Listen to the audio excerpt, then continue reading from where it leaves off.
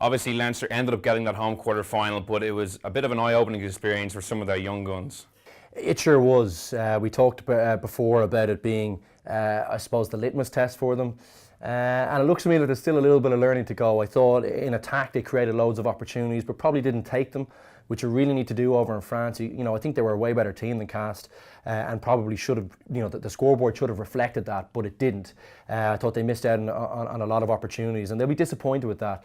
I think we're going to look at some of the defensive work now, and I think this was kind of one of the things that probably I was a little bit disappointed about, and it's something that I think Stuart Lancaster and Leo Cullen will be looking at. I thought some of the decisions defensively, and I thought some of the, I suppose, even tackle technique and commitment in the tackle were, left a little to be desired.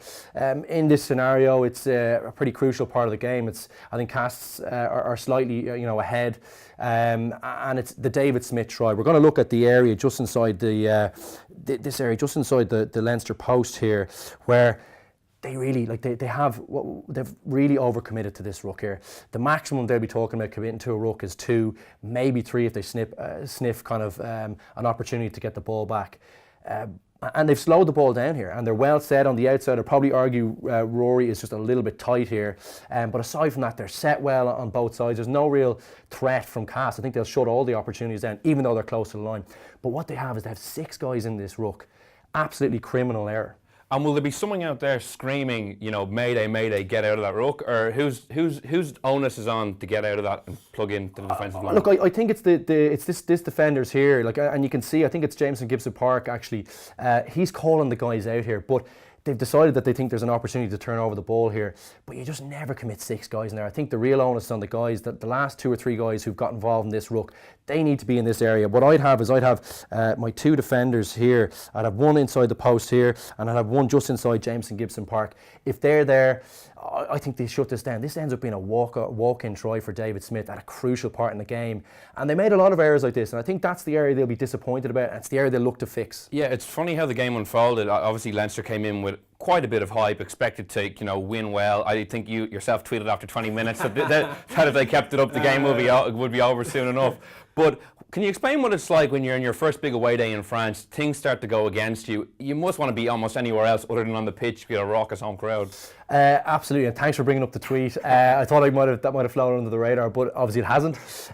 Look, I thought they were looking really good. I thought the rucking, I thought the quality of play was really good. I thought they were kicking the ball well. You saw there was opportunities that they let go. The Ross Byrne chip probably being one. I thought Johnny was punching the corner as well, because Cass were slipping the extra 2 guys into the front line, so it was really hard to break them down. But I thought with the rucking and the crispness of the passing, that they looked really good. And I kind of obviously I did tout them for a kind of heavy enough win, and I was a bit surprised. I thought, it looked to me like when Issa and Johnny went off, the older heads, that things kind of fell apart just for a little bit of the game. And I was delighted to see that in the crucial part of the second half, that obviously there were some mistakes still defensively, but I thought in attack that they did give away a couple of opportunities, kind of clear-cut ones, but they still managed to get the draw. They did enough to get through the group stages, and that's what's really most important, I suppose, at the end of the day. Yeah, we've obviously pointed out some of the mistakes. It would be remiss not to mention some of the good play by the youngsters in the second half, in particular some of the backs. Yeah, look, it's a simple play. It's something that Stuart Lancaster works on a lot in training. I suppose is open play and executing on. I suppose it's a simple enough. You wouldn't call it a set play, but it's just a little bit of organisation. What they end up doing here is they're trying to create a little bit of a hole inside the 2 Cast centres here and here. And how they'll try and do that is they're going to try and switch. We see Gary Ringrose here, and we see. Oh, sorry, that's the wrong man there. We see Robbie Henshaw here. Those 2 guys are going to switch. What they're going to try and do is Gary's going to try and get a little bump on the centre that's opposite him, just to hold him up in that space a little bit. And what Robbie does really well here is he holds in that passing channel, which means he's still an option to get the ball. His hands are active, he's looking in. And what they're going to try and do then is they're going to try and slip Adam Byrne just into this hole, just in here, in between the 2 centres. They do it really well. It was an important moment in the game. It's a simple enough, it's a simple enough move, but they execute it really well. I thought Adam Byrne held his depth really well. And look, these are important times in the game. This led to the Jack Conan break and the offload to Jack McGrath. They got stopped just short of the line. but Cast end up getting a yellow card off the back of it, and that was kind of a key part of the game.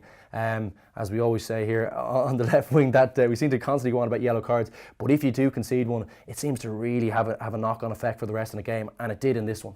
Yeah, Byrne is the man who profits here going through that hole, but is this designed so Ringrose is a target and Henshaw's a target depending on what the defence gives them? Absolutely. You know, everyone has to be an option here, and it's a reason why Cast get it wrong is because the guys have run their lines really well. Gary's held the guy opposite him just for half a second, and he's come from wide enough that the passing channel is still open to Robbie Henshaw, which means he's still an option, and the Cast defender, you know, gives him an opportunity to make a bad read, which he does, and then they slip. Adam Byrne's held just inside, just long enough. It's really well run. It's a simple enough play, but it's hard to get the timing right when you're on the move like Leinster are here in open play. Something they did really well, and good to see all the young guns doing well and stepping up in a crucial period of the game.